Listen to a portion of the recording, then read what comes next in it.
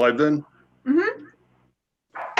Good evening. I'm going to call to order the meeting of Bellbrook City Council. Today's date is April the 27th, 2020. If you please stand and join me in the Pledge of Allegiance. Here's what we do for the camera. We have two young ones going to lead us in the Pledge of Allegiance. Just stand for the camera. Okay. You can do it. I pledge allegiance To the flag of the United States of America and to the republic for which it stands, one nation, under God, indivisible, with liberty and justice for all. Thank you. Thanks, guys. This time, Pam, if you could call the roll. I will do that. All right. Mr. Havens. Here. And it looks like Dr. Van Veldhuizen is not able to join us. Mr. Greenwood. Here. Mrs. Middlestetter. Here. Mr. Edwards. Here. Mayor Schweller. Here. We have a motion to excuse Dr. Dave Van Veldhuizen.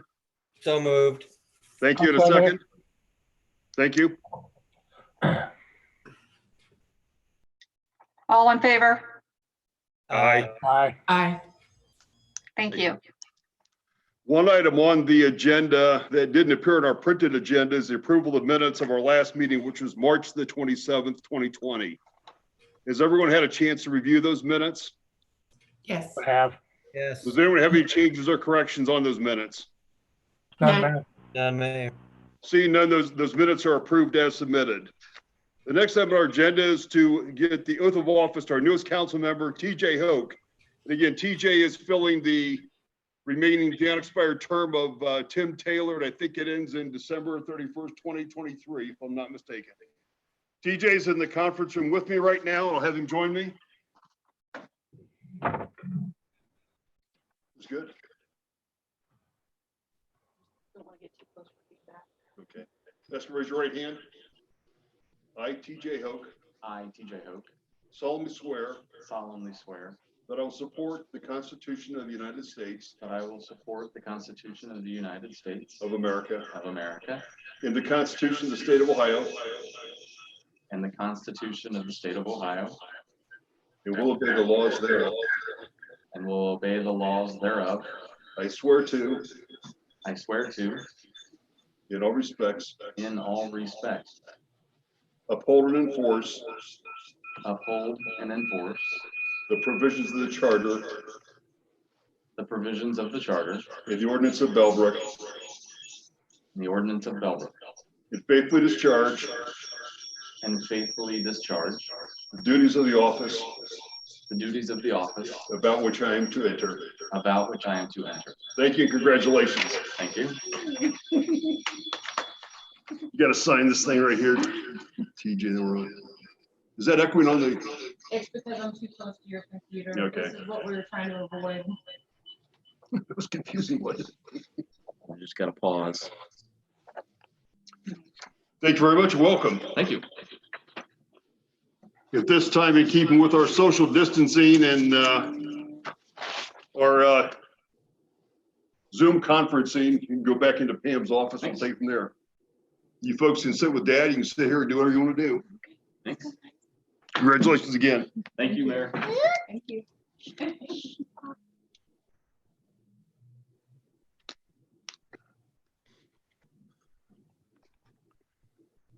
TJ is going back into Pam's office. We'll join once he gets seated in a few minutes.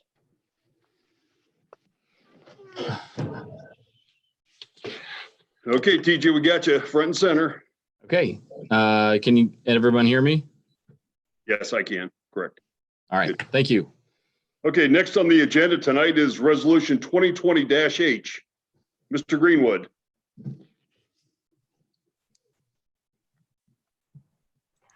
Thank you, Mayor. Can you hear me? Yes, sir. City of Bellbrook Resolution Number 2020-H.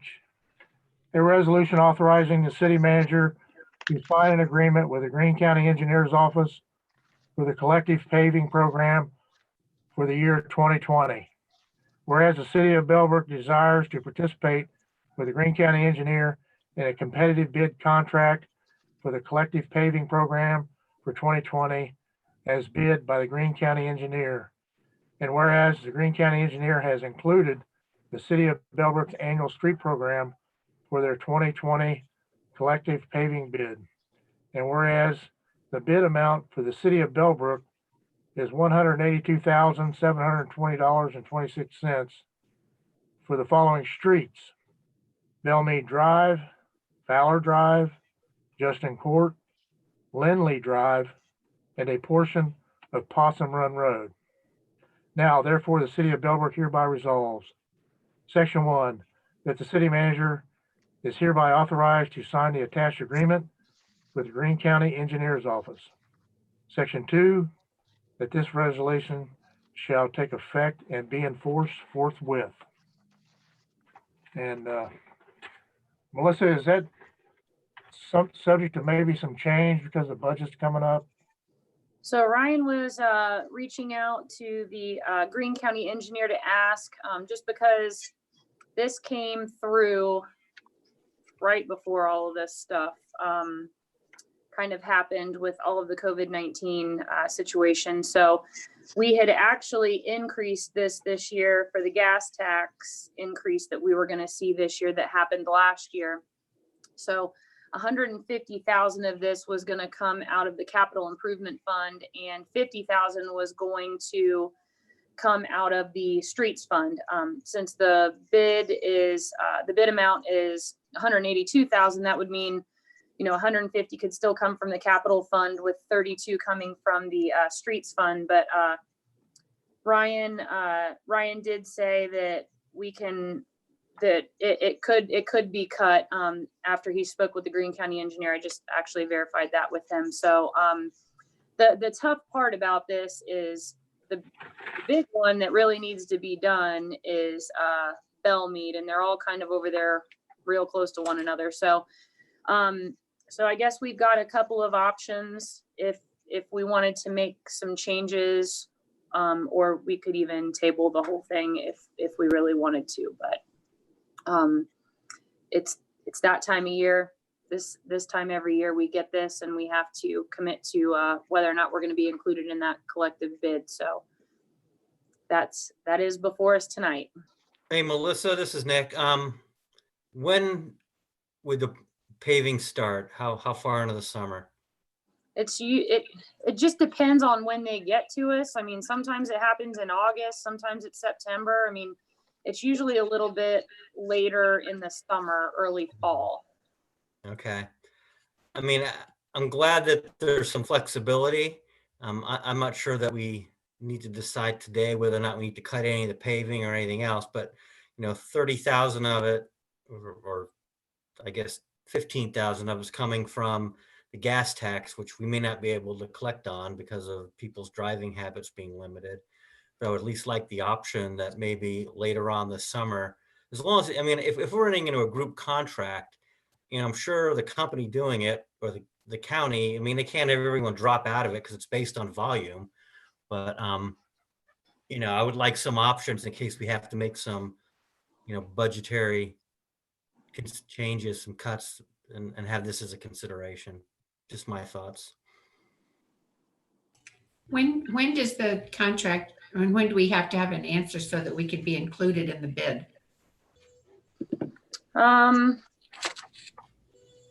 There's not actually a date on this, and I just asked Ryan that very thing, if there was a cutoff date for this, because I had not yet heard the answer. I had not yet heard that he had talked to the Greene County engineer yet.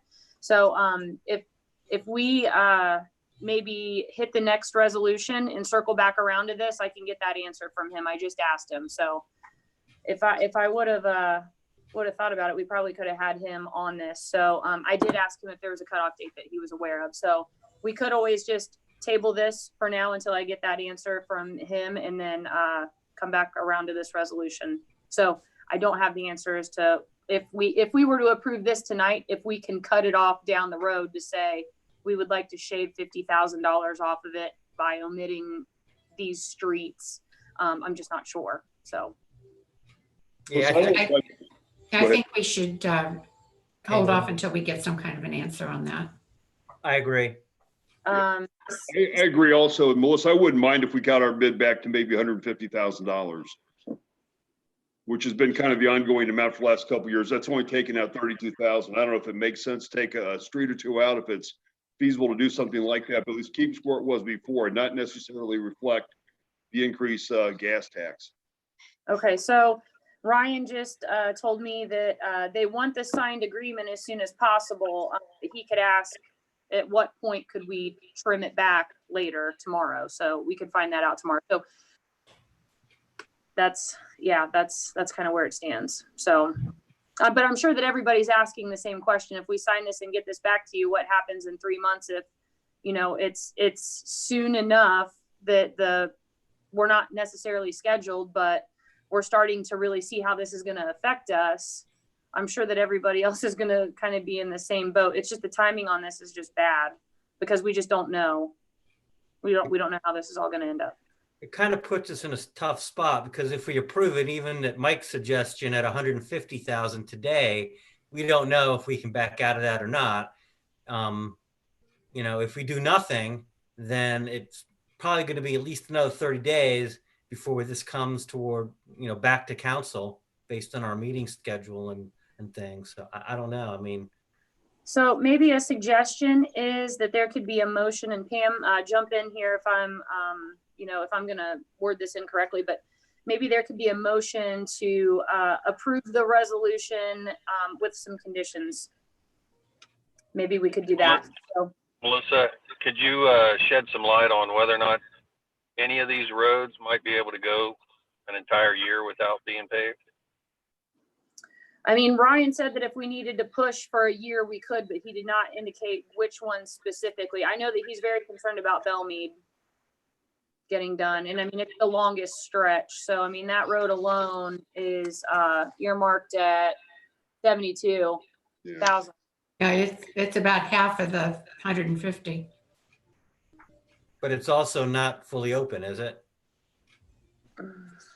It does. Bellmead? Yeah. Okay. Well, there's South Bellmead and North Bellmead, and it just says Bellmead. So I don't know if that includes North and South. Okay. There's not much of North.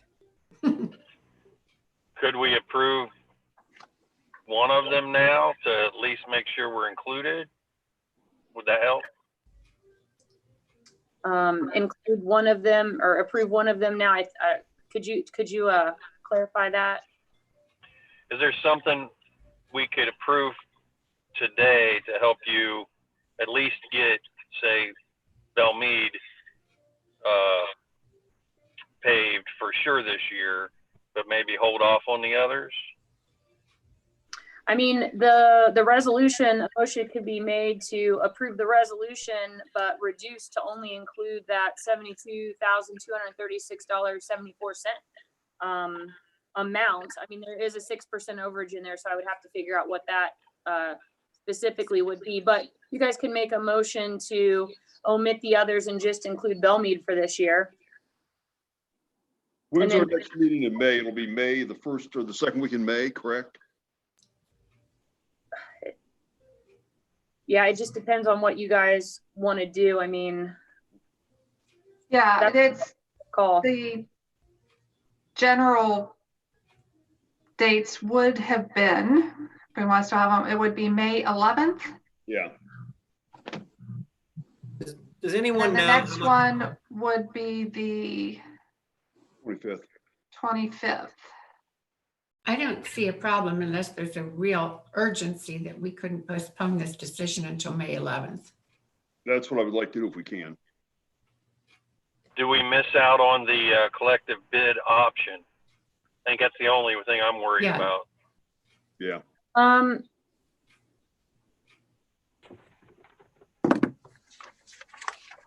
Do we I know need if the terms with the contract with through Greene County, are they the same? In other words, if let's say you had 6 months to pay the balance or a year to pay the balance, is the contractor offering longer terms because of the slowdown in revenue? Not that it's been outlined at all. Okay. I believe though, Pam, I don't know if you can remember off the top of your head, but no, I just found it right here. So let's see.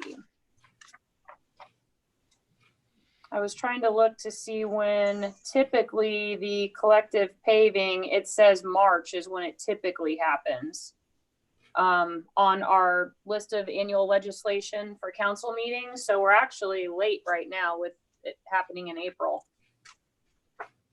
How much do we save by doing this? Does anyone have any idea? I'm not sure. 10%, 20%? I'm just wondering. I'm honestly not sure. Okay. I know that this is how most other jurisdictions in the county do it, is everybody goes in together. We've always done it that way. I'm just wondering what the potential savings is.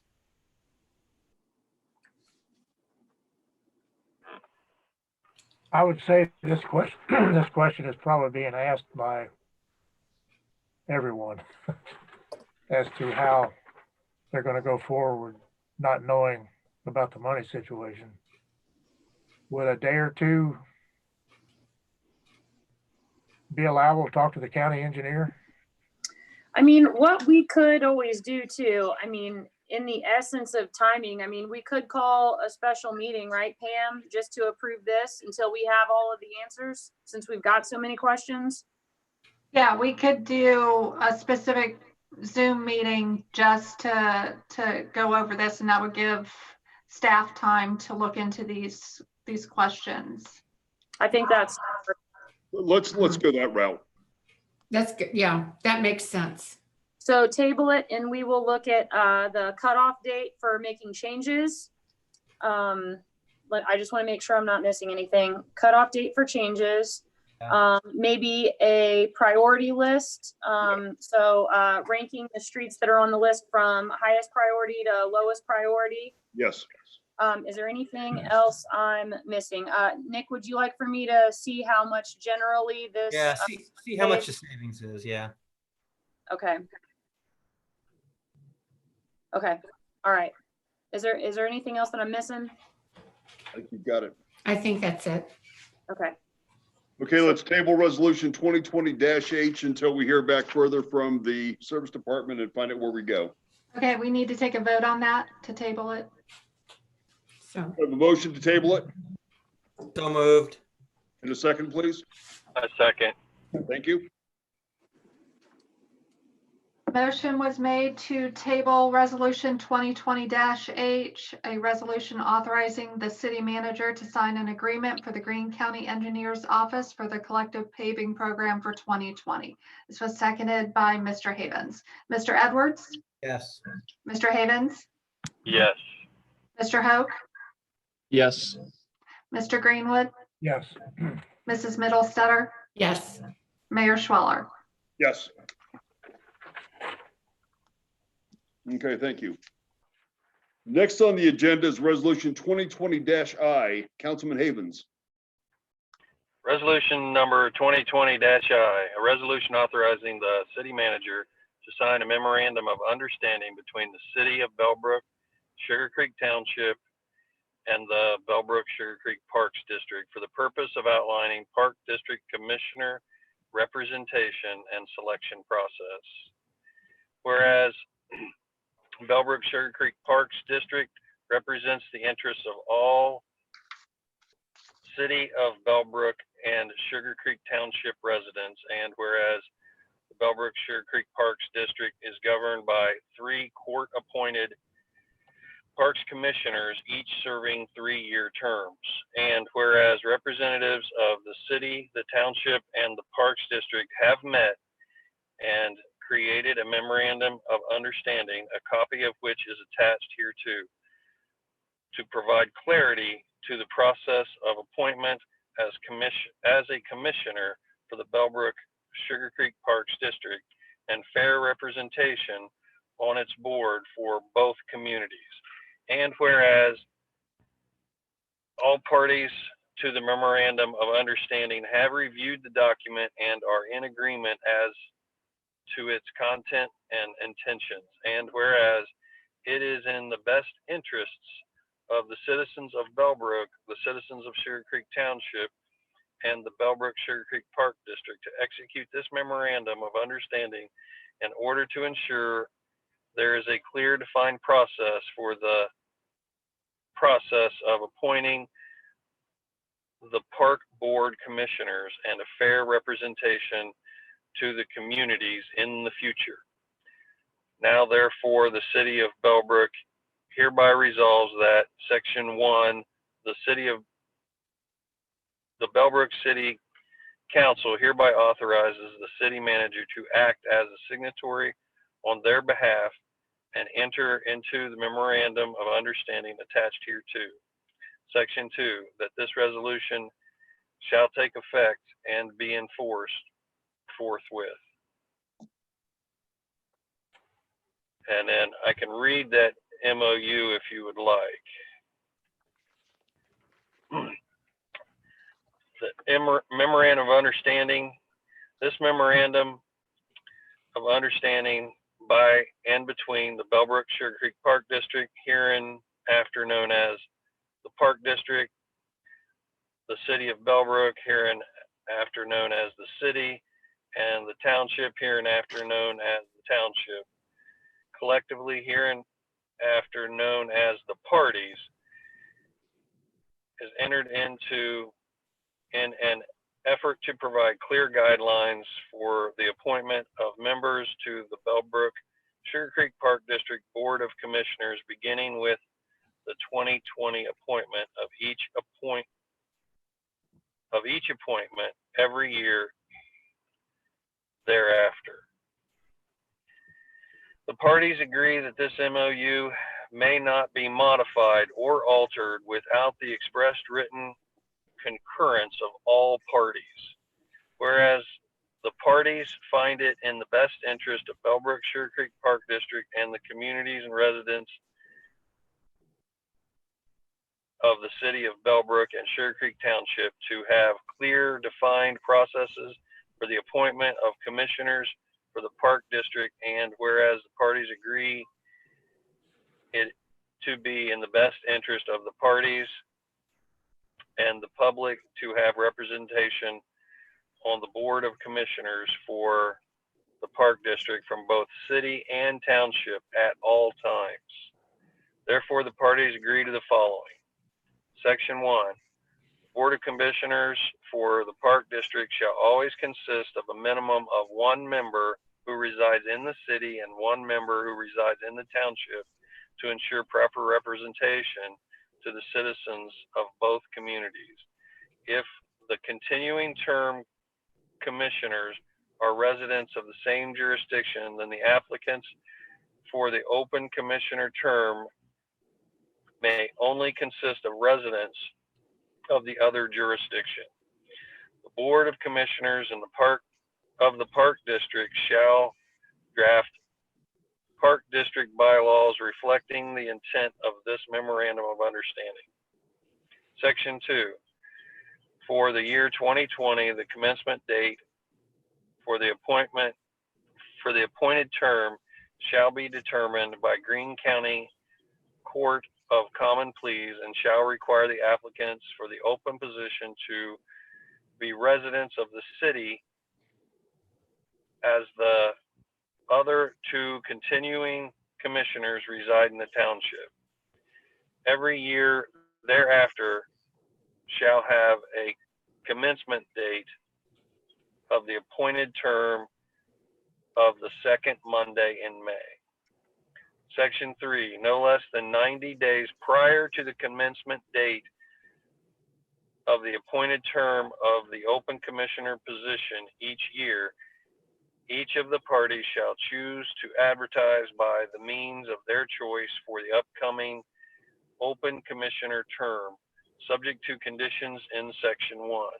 The date for the application submission deadline shall be no less than 60 days prior to the commencement of the date for the appointed term. Applications for consideration shall be directed to the Park District, and copies of all applicants shall be distributed by the Park District to the city in care of the city manager and to the township in care of the township administrator within 3 days of the 3 days following the submission deadline. Section 4, no less than 45 days prior to the commencement date of the appointment, the Park District shall schedule interviews for the applicants at a location and time agreed upon by the parties, where 2 representatives from each of the parties shall interview the applicants collectively. Section 5, no less than 20 days prior to the appointment date, each of the parties shall submit to the court a recommendation of an applicant for the court's consideration. Section 6, in the event there is a vacancy in a commissioner position midterm, the above process shall be followed with an appointment date of 90 days from the date of vacancy and a modification on the advertisement of the appointment to a date that complies with all other terms with sections 3, 4, and 5. This memorandum of understanding is entered into by the parties on whatever date everybody signs by the authorized resolution of each. A copy shall be attached hereto and referenced below. So with that said, do we have discussion?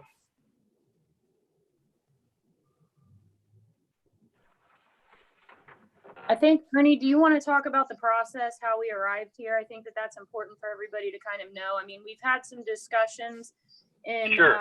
Council, but you kind of took the lead on trying to organize this and move it forward to get to where we are today. So I think it might be helpful for everybody, especially Mr. Hope, to understand how we got here. Okay. Yeah. So this has been an activity that's ongoing since really the first of the year. Long story short, the bylaws for the Parks Districts had changed, and a few years back, and had eliminated the requirement for one resident to be from the city and one resident to be from the township. I'm sorry, one commissioner, I should say. And so we wanted to reinstate that. Currently, there are 3 commissioners, but they're all living in the township, and we wanted to get that rectified. So we sat down, all 3 parties, with the magistrate at the Greene County Courthouse, and kind of hashed out a plan. And this is bringing that plan to fruition. This memorandum of understanding will be, like I said in the memorandum, part of their bylaws and cannot be changed without all parties' consent. Previously, that technically wasn't in writing, so we've got that shored up. So I think we've got a good base to move forward with. If I could add one thing with the timeline. So I believe it's the second Monday in May is typically when the commissioners' terms expire. And we were trying to get this done so that this could go into effect for the selection of the next commissioner. And obviously we're at the end of April now, but the Greene County courts did submit a letter saying that the current commissioner that would be expiring his term in another few weeks would be extended until, the pandemic has changed things to the point where this could move along. So they didn't want to hinder the Parks District by, letting them go down to 2 commissioners because of all of this. So they did extend the commissioner that should be expiring. So with everybody putting this into place and that extension, then this will still be in place for the next election, which will go into effect this year. We're just not sure when. So thought that that would be important to add. Melissa, who are the current commissioners? Randy Tisher, Howard, is it Ackerman? I believe Howard Ackerman, and then Doug Wampler. Doug Wampler was the one that was set to expire next month. Okay, thank you. Is the MOU agreed upon by Sugar Creek in its current form? Do you know if it's been signed?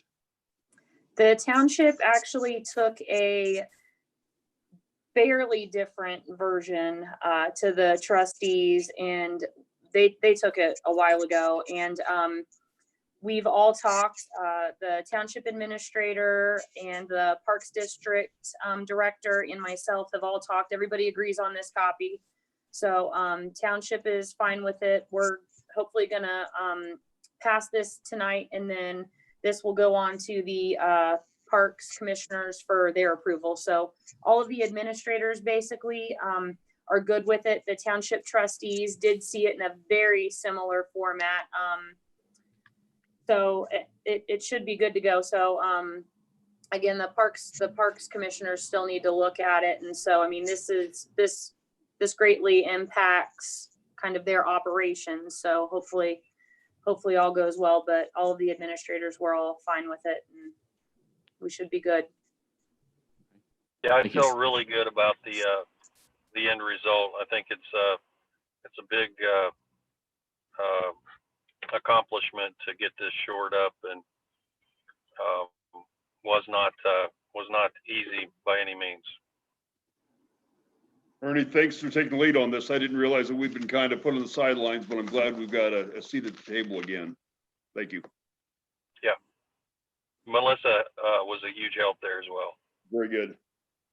Any more discussion on resolution 2020-I? I'd like to make a motion to accept resolution 2020-I. Thank you. In a second. I'll second it. Thank you. All right, Mr. Havens made a motion to, excuse me, got to the wrong page, made a motion to adopt resolution 2020-I, a resolution authorizing the city manager to sign a memorandum of understanding between the city of Bellbrook, Sugar Creek Township, and the Bellbrook Sugar Creek Parks District for the purpose of outlining Park District Commissioner representation and selection process. This was seconded by Mrs. Middlestetter. Mr. Havens? Yes. Mrs. Middlestetter? Yes. Mr. Hoke? Yes. Mr. Greenwood? Yes. Mr. Edwards? Yes. Mayor Schwaller? Yes. Thank you. Thank you.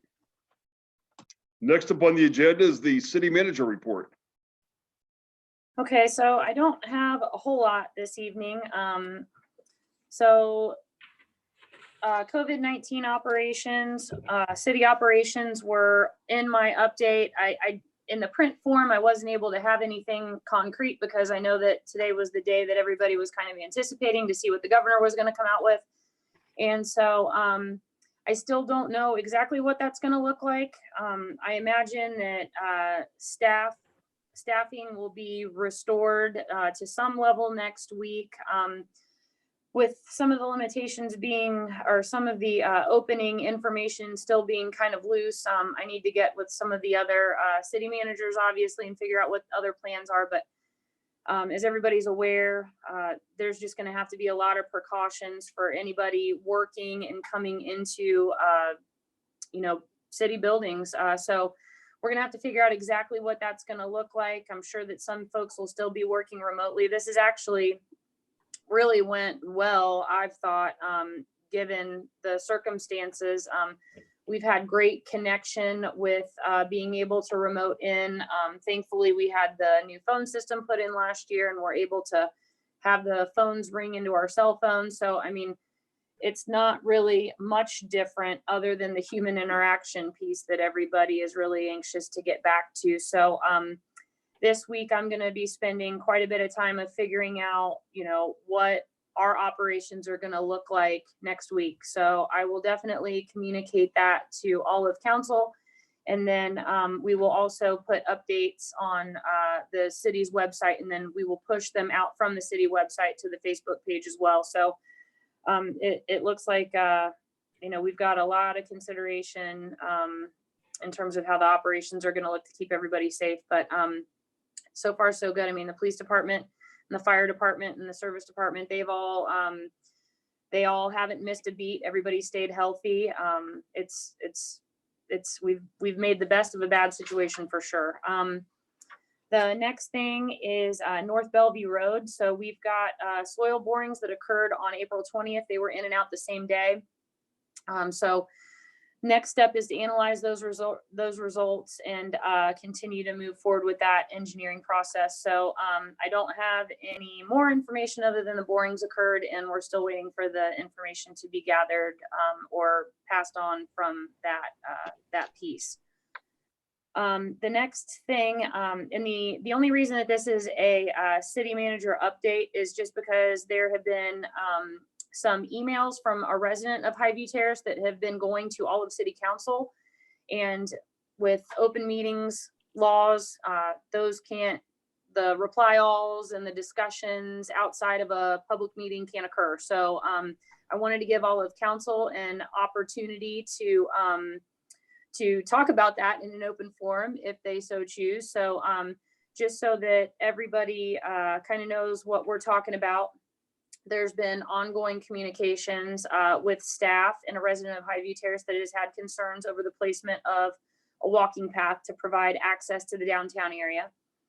And we were able to research quite a bit of information. Pam and I were just talking about this today, and I do believe I've had my hand on just about every document related to Highview Terrace in the last couple of months, and especially since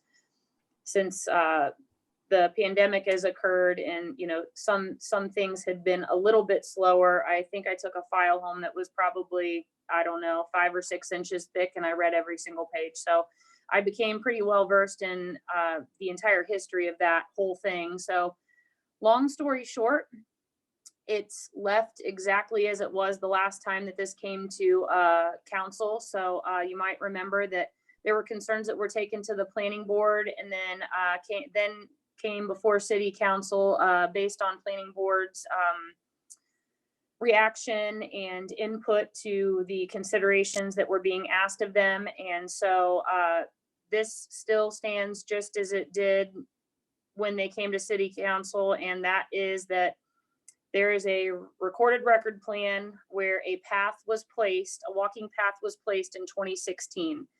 And every plan since then has had the same path in the same place since 2016. And any modification to that plan needs to come from the contractor or the developer, I should say, and would have to go through the proper channels, planning board, and then city council. So the city doesn't have the authority to move anything, and that needs to come from the developer. And we had encouraged everybody to pretty much work together, HOA and the developer, to come up with a suitable plan if the current location is not suitable. So that's kind of where we stand. And I just wanted to make sure that everybody knew that we still are pretty much in the same spot that we were a couple months ago before council, and that I consider this matter in terms of placement of this walking path closed until there's anything that changes by way of a record plan amendment that would go through planning board and then council, and then staff would just support that as they typically do. So that's where that stands. So I just wanted to clear that up, since there were emails that were going to all of council, and council doesn't have that opportunity to be able to have those discussions via email format in that way. So that's it for me. I have a question. I understand that there was a plan recorded after 2016. It was in 2017, but it's still the original plan that put that path where it is with the 2016 filing, is a recording. Is that correct? Yes, the plan that was the record plan, I believe it was section 3, phase 1. Now I'm not 100% sure. I looked at that earlier today, but the path is in the exact same place that it was in 2016. So whatever change occurred to the record plan in 2017 did not have anything to do with the location of that path, from what I understand. Yeah, I think it was another either separation or joining of two lots. That's gone on so many times up there, I've lost track. Correct. Okay, just confirming that. Thank you. Any more questions of the city manager? Melissa, I just had one. It sounds like staff is doing well. We haven't had any problems thus far, and everybody's kind of living the new normal without any real objections. And I'd like to make a statement on the pathway. okay, go ahead. Can you hear me? Yes. Okay. I've been following along as this whole process evolved. And on Monday, 20 April, City Manager Dodd sent an email pertaining to the contested walkway path on Highview Terrace. She did extensive research, and the resolve is any changes to the path need to be brought to the city by the HOA, developer, and its engineer. My understanding has always been based on changes originating from the HOA and the developer. We have not seen that happen. The planning board ruled to leave the path in place. Council allowed and encouraged further discussion. I believe the path should be completed and installed as soon as possible as the plan shows. Further delay will only be problematic because of the trespassing and safety concerns. I believe most residents of Highview Terrace and the public at large are missing out on an enjoyment of the pathway if delayed any further. So I've kind of, I think council has allowed a lot of discussion, a lot of change to come forth, and nothing's happened. So I believe delaying it's only going to be problematic. That's my opinion. Is there anything we can do to help that resident with the trespassing situation? It does seem fairly unreasonable. Could we coordinate with the police to maybe do a patrol when they typically see trespassers, something like that, to kind of help them keep people out of their yard? So I will say that the police chief and I believe at least one or two other police department staff have went over and spoken with those residents, and they do respond. And in terms of patrolling, it's kind of a tricky spot because if somebody cuts up near their yard, I mean, there's not really a great place to view it unless the police officers are necessarily on foot. So they do respond, and they have tried to coordinate with the residents to speak with them and touch base and open that line of communication. So I know that that has occurred on several occasions, and it's been occurring for quite some time. And Melissa, we've also got a number of crime watch reports of trespassing, and that is the address is Sugar Maple Place. Is that correct? That's Correct. 4 or 5 in the last couple reports, I think. Okay. Yeah. Security, go ahead. I was just thinking, does the builder, is the builder plan to actually execute that anytime soon? It sounded like Councilman Greenwood was suggesting get it done soon. I guess it was my impression that the builder has no immediate plan to build that path. And then there's a big question of whether or not it's an even a buildable path. Where do we sit with what do we think's gonna happen? Is it have you talked to the builder at all, Melissa? So I do know that last summer the builder wanted to put it in. That's kind of how it started. Pardon me? The developer. Yeah, the developer. Sorry, yeah, Yeah, the developer wanted to put this in last summer. And there was a conversation between the developer and the service director about the material that was going to be used because the developer wanted to put a paved path in. And so when that conversation started about what type of path and, well, let's look to see what council had approved. And during that discussion time is when all of this started to kind of ramp up and become what it has. So the developer wanted to put it in last summer. So I think that now that everything has circled around, we can have staff definitely contact him. I know that I'd sent correspondence to the developer telling him that it needs to go in.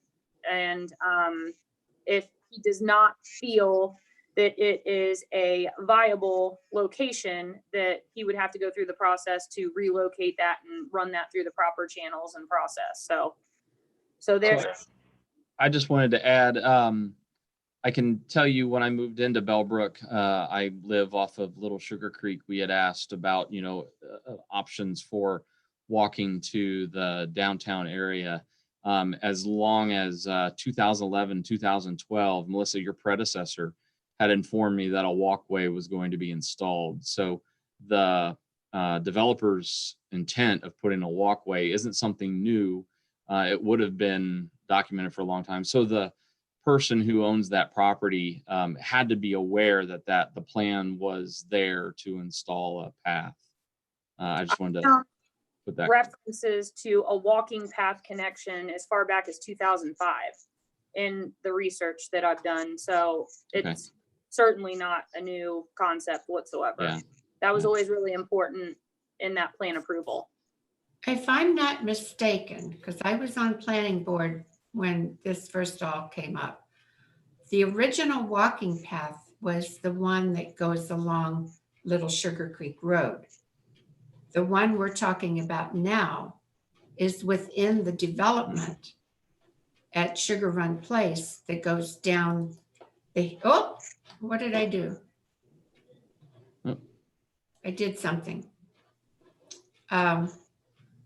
We still hear you. Okay, I just lost my camera though. We can still see you, Elaine. Okay.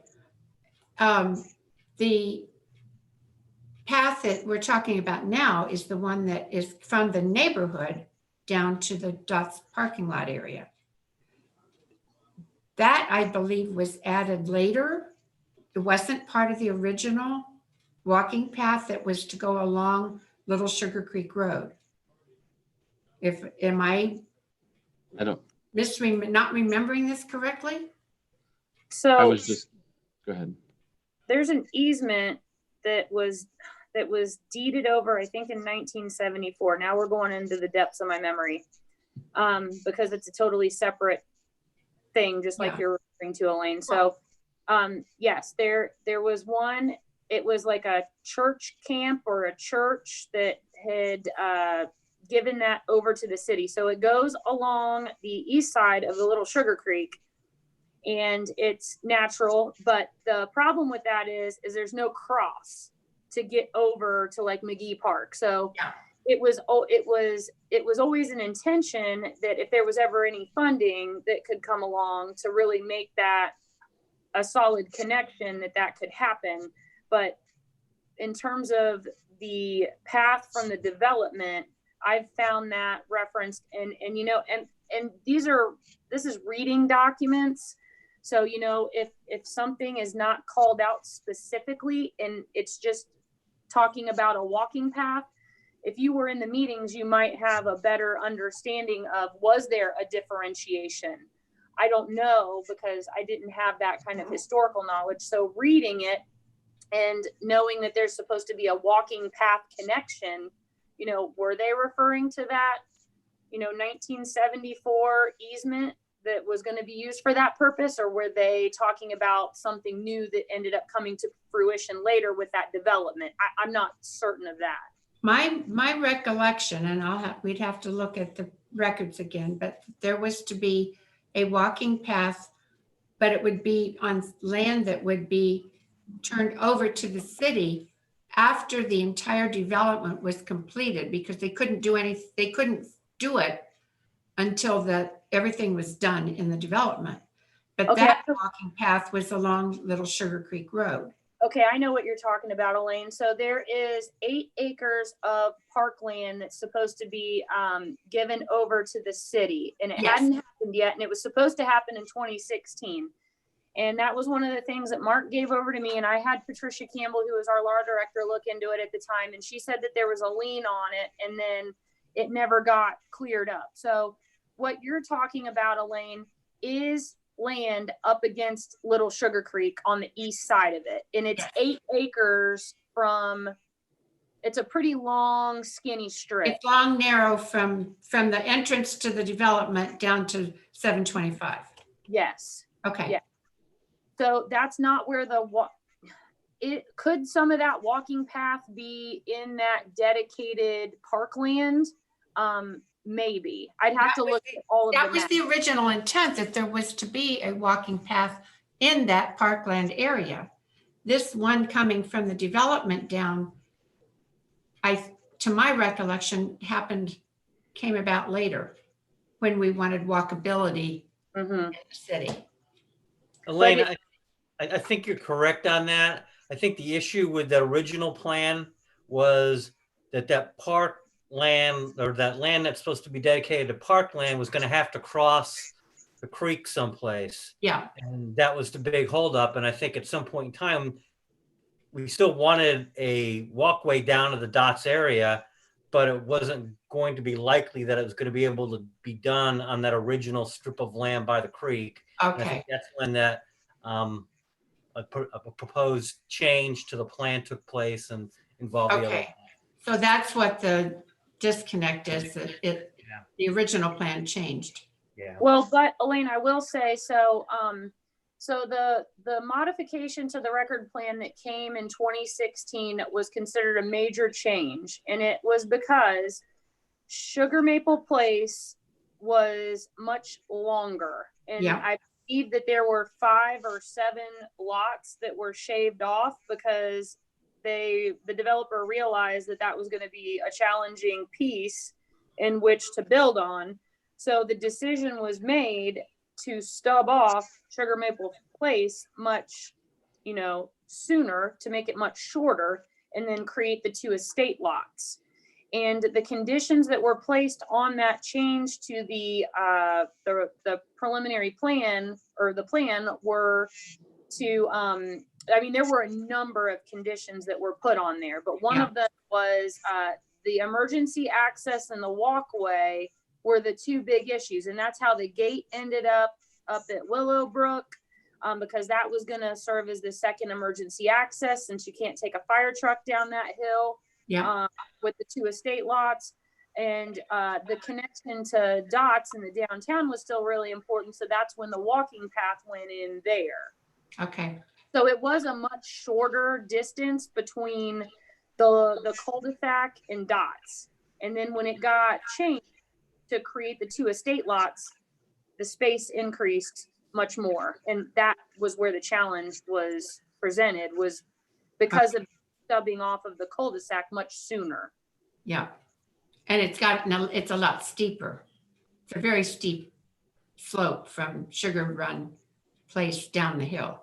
Which is why they build houses on it. That's why people are cutting through the lot closer to the house.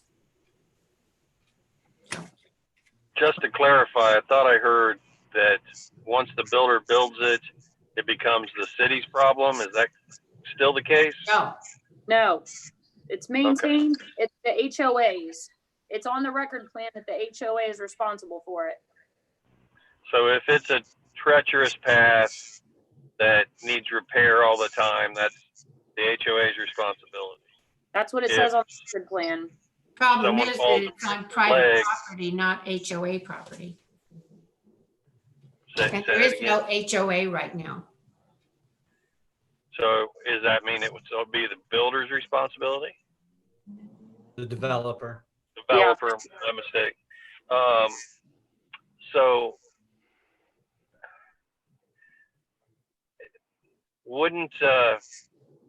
shouldn't this argument be really with the HOA? But there is no HOA.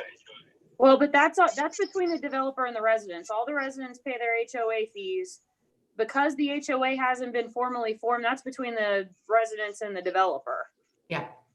If those people are paying into a homeowners association and it hasn't been formed, that's something that they have to work out with the developer. That's between. them. With unfinished lots, the developer is still the majority vote. That was the same with our neighborhood. So you'd have to look at their bylaws to see if the existing neighbors have standing to call a HOA meeting. Yeah, that's generally the case when the last lot is built, when the developer's totally out of it. That's usually when the HOA takes over. Yeah, Yeah. that's So their the HOA is whole in place, but not yet active until he concludes his construction activities going on in there now. Okay. So it's still an interim situation.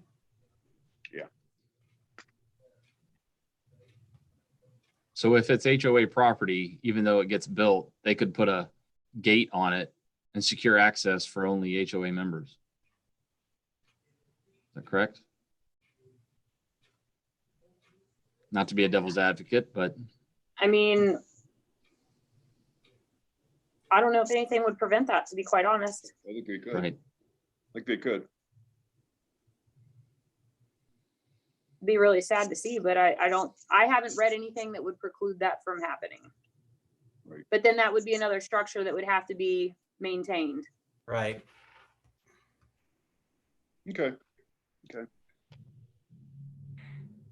Any more questions of the city manager?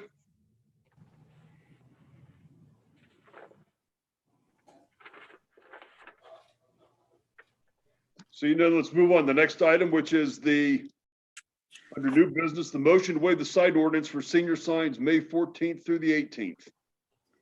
Okay, so I'll take this. Sure. So this may happen, this may not happen, but with council's schedule, we wanted to go ahead and ask for this. I was approached by a community member that is trying to organize something to honor the seniors, given the fact that the school year has ended abruptly in person, and with graduation being kind of an uncertain celebration at this point as to what that's going to look like. There was a printout in the packet of a mock-up. These would be temporary signs that are very similar in size to like election signs. And so the thought was that each graduating senior, there's 193 of them, would have a sign with their name on them, and that they would be placed somewhere in the community in order to just honor those seniors' graduation weekend. So I know that the discussion has kind of went back and forth. The thought was maybe they go along 725. Obviously, all the property owners would be involved in approving such a thing. We're kind of limited on the number of places that they could go. Then there was a thought that maybe they go up near the middle school or the high school on one of those properties, and it gets incorporated into something maybe a little bit larger depending on what happens with graduation. So if these were going to be placed in the city, we wanted to ask that city council waive the sign ordinance for this specific occasion, much like council does with the garage sale signs, which of course is not going to happen this year. So we thought it was a nice way. I was very supportive of this way of honoring the seniors given the current circumstances. And again, this might happen. It might happen within city limits. It might actually happen in the township, not sure. But with not knowing when we might meet next, I wanted to make sure that at least this was considered. Okay. Any comments or discussion? I personally think it's a great idea, and I'm glad we're doing something for them, or they're able to do something for themselves, because it's been kind of a tough year for the seniors. Yeah, if it happens, I don't have a problem waiving the sign ordinance. I don't either. I think it's a great idea. It's 5 days. Yeah.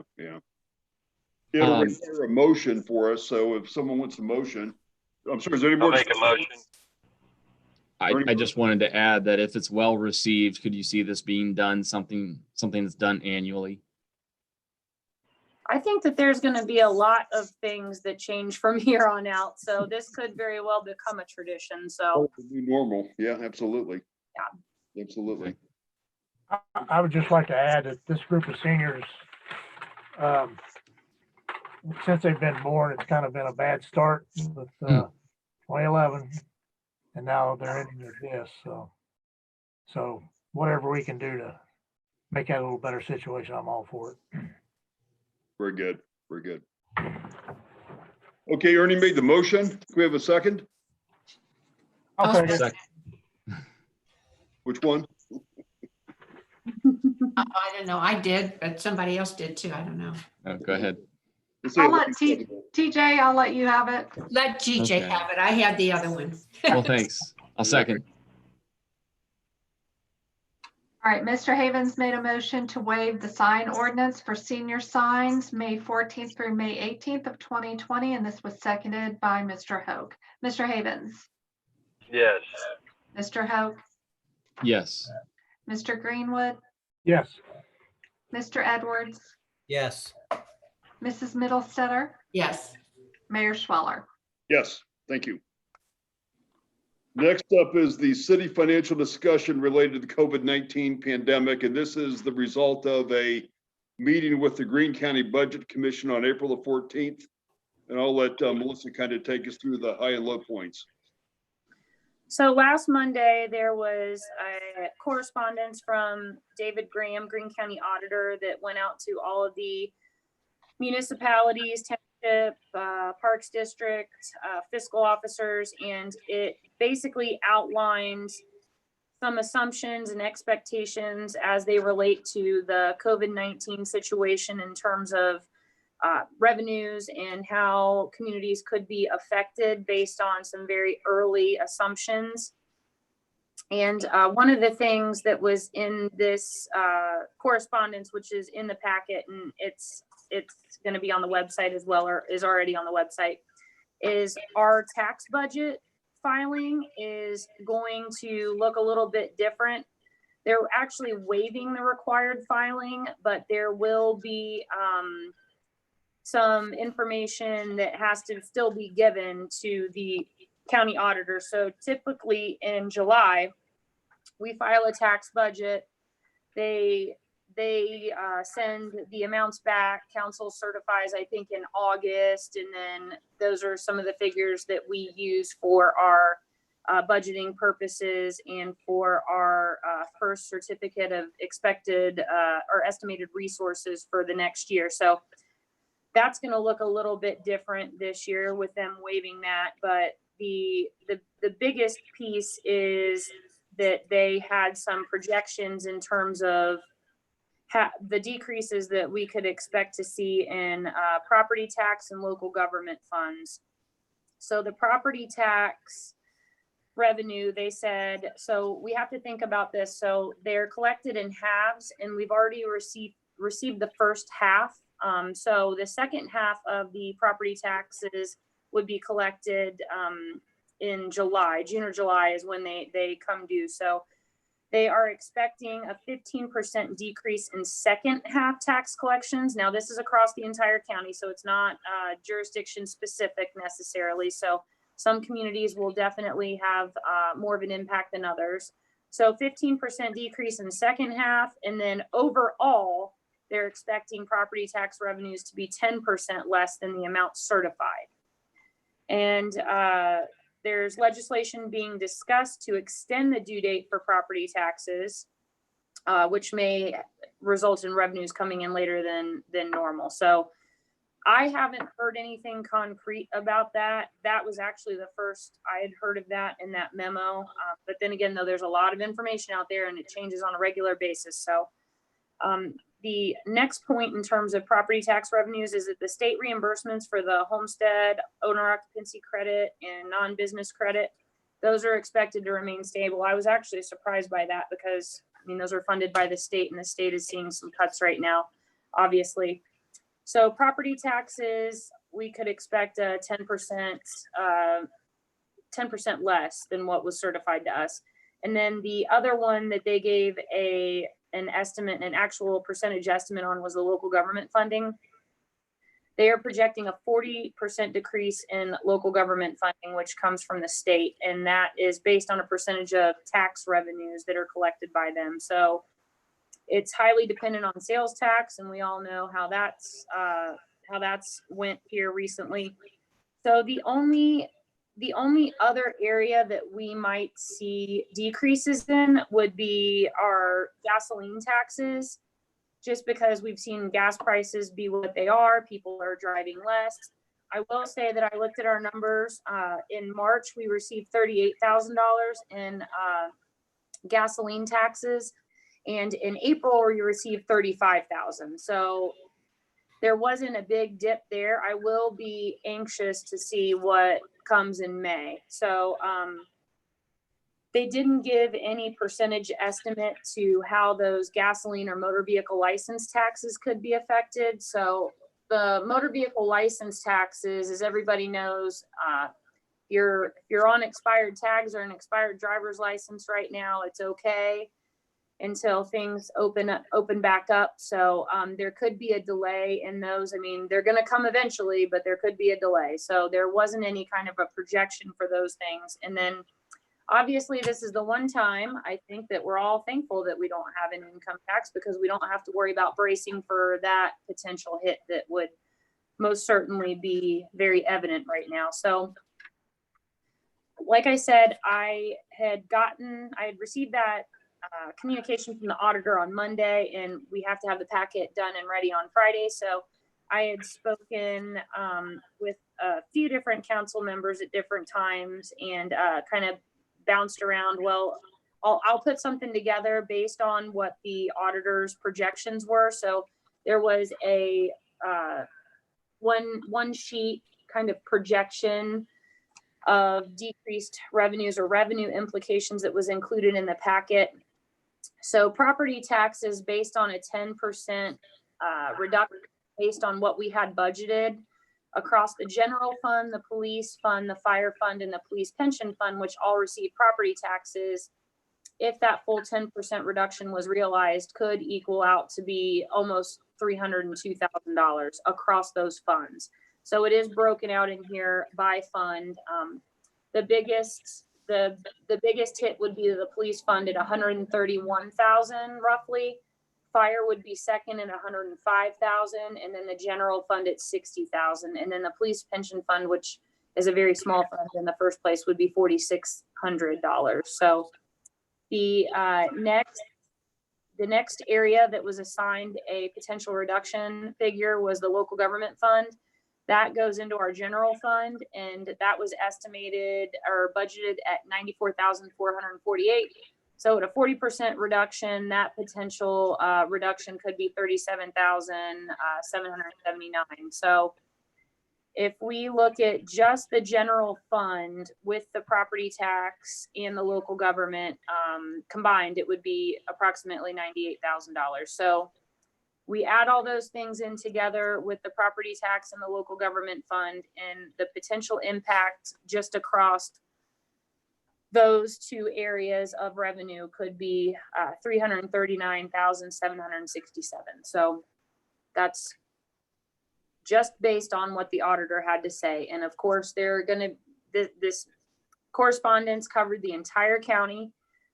There are going to be some communities that are going to be a little bit harder hit than what we might be. So giving a blanket percentage as to how all communities are going to be affected for people paying their property taxes, I mean, it's a very broad assumption. So we're not real sure how this is all going to shake out, but we are going to watch it very carefully. And council has the first quarter financials in the packet tonight. Everything has been on track up until the end of March. But then again, though, this didn't really become fully realized until, April really. So 2 weeks of March would have been included in that. And that's really minimal for the first quarter financials, at least. So I included this in the packet just so that council is aware that this is something that staff is looking at. I've already talked to all of the department heads in terms of, where are you at with your capital expenditures? Don't put any more purchase orders in for some of those capital expenditures that haven't happened yet. Let's start to think about, what we might have to do if we do have to shave. And I'm going to provide them with these figures as well so that they're aware. We've got automatic lights in here, and if I don't move around enough, they shut off. So that's why I go like this. This is what's happened. So I've been communicating with department heads, and this is just something that we're just going to have to keep watching. Melissa, the good news is that the property taxes would eventually be made up at some point in time. I mean, it won't be current, but it would be a lien against the property if they're unpaid. The local government fund, that $38,000 reduction is probably going to be lost money. Mhm. The worst case scenario is we lose 38,000, but we're gonna be delayed on the receipt of 302,000. Correct. Okay. I think that's some good analysis, Melissa. I think we are going to have to keep a close look at it. I'm glad you're talking to the department heads. You hate to have to make any cuts, but at least we should at least know what's out there. And yes, we are fortunate in this case not to have an income tax. I mean, no doubt. Absolutely. So that was just meant to just inform council of what this could look like for us based on the communication from the auditor, and that we'll keep an eye on it. Okay. Just continue to watch it going forward. I'm sure we'll hear more information as the state starts to get back into business, and hopefully it'll be uptick for us at that point in time. So. Hey, I have just a general question, and maybe Mike, you can answer it since you were on council back then. In 2008, when we had the financial crisis and the Great Recession, did that have any impact on any of our revenue stream? Because it was foreclosures and it was delays and people making mortgage payments, and a lot of that has their taxes escrowed. And I guess did it impact us back then? I think we saw some delays, but keep in mind at that point in time, our general fund had a higher balance, closer to maybe 5 million. Okay. Right now, the unrestricted general fund is in the 2.5 million range. And then we got 2 million in the water fund, give or take. But we had a little bit more in the general fund at that point in time. But yes, I believe we did see deferrals and receipt of the payments for the taxes. Okay. Thank you. I think at that time, though, also Governor Strickland, I think the state budgets increased in 08 timeframe. So I don't know, did we see any of that additional state money at a local level? We probably kept the local government fund about the same. I think it was when John Kasich came in is when they started cutting it to the local government fund. Mm-hmm. And our local government fund money at one point in time was, Melissa, correct if I'm wrong, but I think we got nearly $200,000 out of it. Yeah, I think it was almost double or triple what it is now. I mean, it's been significantly decreased over like the last 10 years, I believe. In the state has no real obligation to pay us this local government fund money. And when John Kasich went in, I think when this is 2000, probably 5 or 6, when he did the cat tax and all those type things, they changed the entire tax climate. And that's when they started cutting back on local government fund, in spite of a lot of complaints by municipalities that obviously relied upon this money, but there was no real discussion. It was just done and we moved on. It came out of the General Assembly. So. Any more discussion about the update? Thank you much, Melissa. Next on our agenda is old business. Seeing none, we can move on to committee reports. Service. Thank you, Mayor. Service department's been humming along, keeping the pipes fixed and the grass mowed, and they're like everybody else. They're kind of waiting to get back in full swing. They got great morale also. One of the things that came down the pike, PFAS testing. PFAS is a group of man-made chemicals found in consumer products that can cause health problems. PFAS can be found in some water supplies.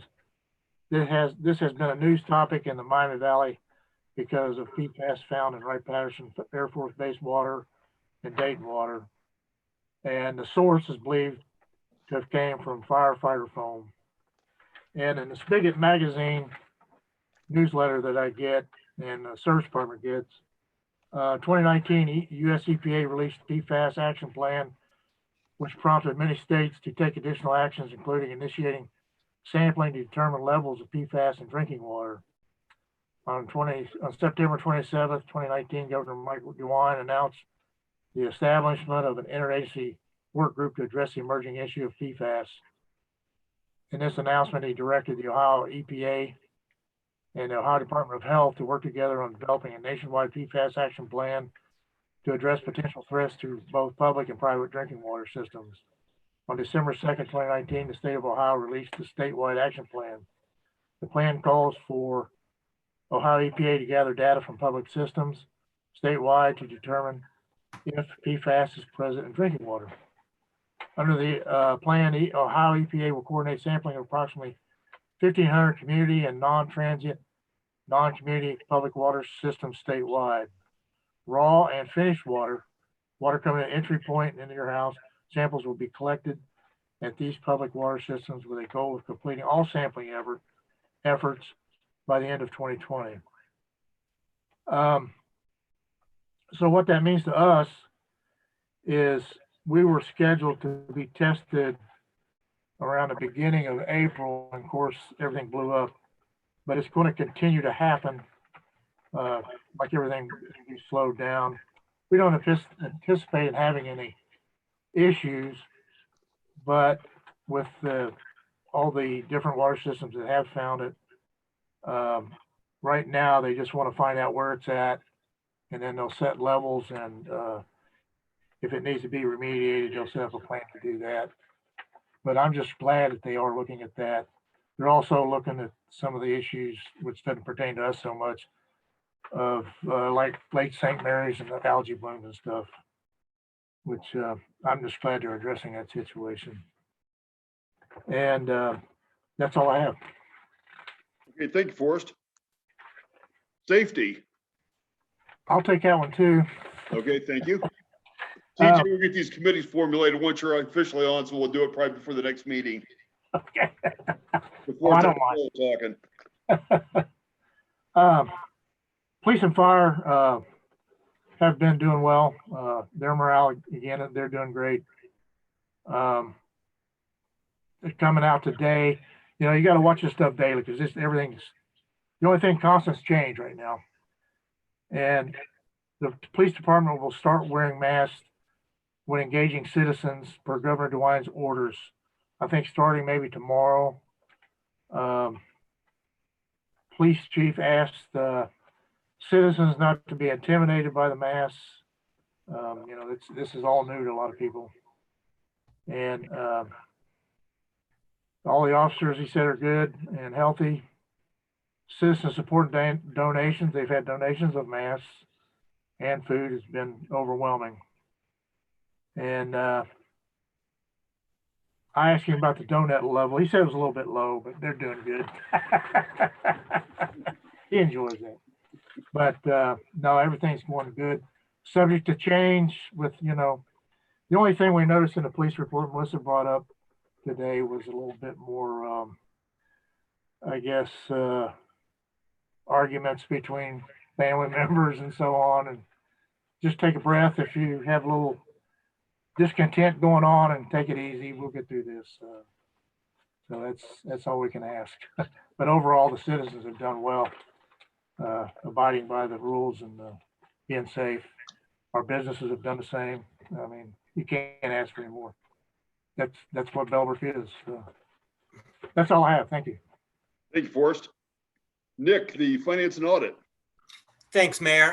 As Melissa indicated, in the packet is a financial report for the first quarter, and it looks pretty much on plan for the first quarter.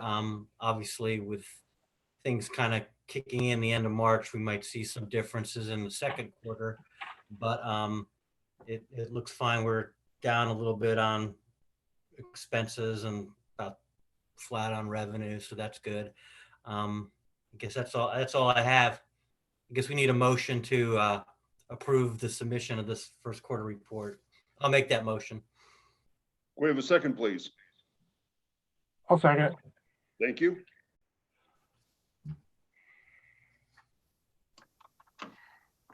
A motion was made by Mr. Edwards to accept the first quarter financials. This was seconded by Mr. Greenwood. Mr. Edwards. Yes. Mr. Greenwood. Yes. Mr. Hoke. Yes. Mr. Havens. Yes. Mrs. Middlestetter. Yes. Mayor Schweller. Yes. Thank you. you. Community Affairs. Mrs. Middlestetter. Okay, this is where I'm supposed to put forth the BZA appointee, right? Okay, so we interviewed a number of people. It's been so long now, I forget how many. There were quite a few applicants, of which we were very pleased to see so many qualified people step up, and it was kind of hard to make a decision, but we are putting forth the name of Glenn Costi to be our new BZA appointee to replace to fill the vacancy. So we just need a second on that. I'll second that. All right, thank you. All right, a motion was made by Mrs. Middlestetter to appoint Glenn Costi to the Board of Zoning Appeals and Property Review Commission. This was seconded by Mr. Havens. Mrs. Middlestetter, Yes. Mr. Havens, Yes. Mr. Hoke, Yes. Mr. Greenwood, Yes.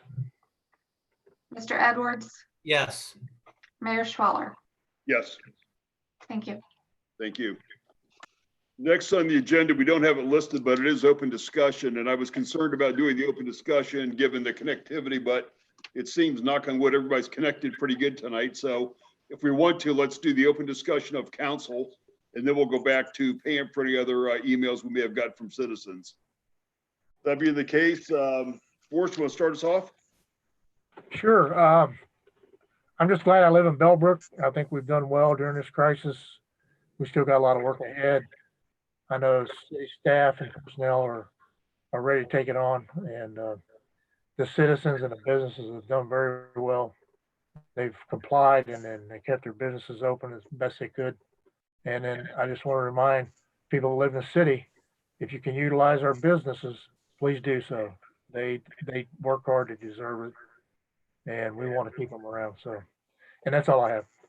Thank you very much. Ernie? Thank you, Mayor. I'll just keep it short and sweet. I appreciate the fire, police, and service department for all their hard work in this last several weeks. And I'm confident in saying that I speak for the citizens as well. Thank you, guys. A second, Mr. Greenwood's recommendation, definitely think about the local businesses and frequent them if you can. Let's help keep them open. They're all important to us. And then lastly, thank Melissa for a lot of effort on the MOU with the parks. It definitely wasn't easy to wrestle that into something on paper that everybody could agree with. So just wanted to extend another thank you to her. Thank you, Ernie. Mr. Hoke? Yeah, I'd just like to say thank you for the vote of confidence that people approved me for inclusion in the council. I know the situation was a little unfortunate for Mr. Taylor. I did reach out to him after I was selected, and so we've had a good conversation, although just through text and Facebook. But look forward to getting to work. As the mayor, met my family before I was sworn in. I have 2 young children, and I hope to do good work on this council, so this is a good community for them to grow up in. So thank you. I'd also like to add, my wife is a nurse. I've seen firsthand on some things that have occurred. So many things could have gone wrong, but a lot has gone right. And so far, I've seen a lot of people seem to be dwelling on the positive, except for the fact that they're cooped up in the house with their families. So that's all I have. Thanks. Thank you. Thank you. Elaine Middlestetter? I just want to welcome TJ to our group. Again, we had a lot of qualified applicants, and it was a tough decision, but I'm confident he's going to be a good addition to our group. And echo the same sentiments of thanks to the service department and to Melissa and Pam for keeping us on track and providing everything we need so we look like we know what we're doing when we sit at this meeting. It's great to have everything all laid out in front of us. So that's it for now. Okay, thank you. Deputy Mayor Edwards. Thank you, Mayor. I'd like to welcome TJ to council. It'll be nice to work with you actually in person someday, whenever that is. And I'd also like to echo the sentiments of Mr. Greenwood on the businesses, the essential businesses that have stayed open to take care of the community, food, medicine, whatever it is. But also, I'd like to thank the businesses that have made a big sacrifice and have abided by the governor's wishes to stay closed and are making sacrifices themselves by not being able to stay open. I hope that when all this is over, that we remember that there was those on the front line that were there for us and those that, had to step out, and we support them just as well. That's all I had. Thank you, Nick. I just want to again reach out and thank the citizens for obeying the regulations and the orders issued by the governor. It seems like we've been very compliant compared to other communities. I'd also like to again reach out and thank our first responders.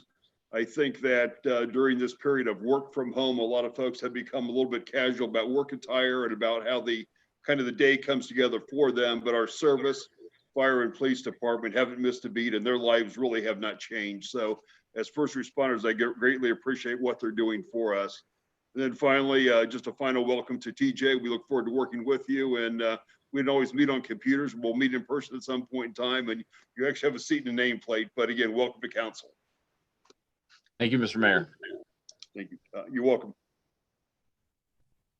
Pam, do we have any communications from the citizens that we should speak about tonight, or? Yes, I did receive one email from a citizen with a comment about an item that was discussed tonight in the meeting. This email came from Catherine Cyphers, who lives in Highview Terrace, and her situation is what was discussed during the city manager's update. So her email states that that some of the information listed in the city manager's report was incorrect. She wanted to state that the current record plan was not recorded in 2016. The current one was recorded in 2017. She was able to locate some communications and maps between staff, the city engineer, and the developer and the developer's engineer, discussing the proposed location of the path, and that the developer's engineer didn't identify a location until after the city staff required it to be identified. So the developer's engineer stated that the location couldn't totally be determined until site work had begun. She did a lot of research and through emails and videos and public records, back and forth between the city staff and the city engineer, and including from going back through from 2016 and then through current information. And back in May 5th, 2016, the developer's engineer to the city manager said that the access would be provided through lots 51 and 74. She states that between lots 73 and 74 was never an option because there's a detention basin there, which makes it an unusable space for that. Her research also indicated that the revised preliminary plan and final record plan do not contain lots owned by the HOA, that all the lots are privately owned. She would appreciate providing accurate, correct, and reliable information. She is disappointed to see inconsistencies and errors. And I think council has discussed this already this evening. So that was her comments. Thank you, Pam, and thank you, Catherine Cyphers. And I think we've discussed the matters. They would have anything on council they would like to add to it any further? Okay. That brings us kind of the end of the meeting. Does anyone have any business to bring before this council this evening? Hearing none, I declare this meeting adjourned. Thank you. Thank you. Good night, all. Good night. Night.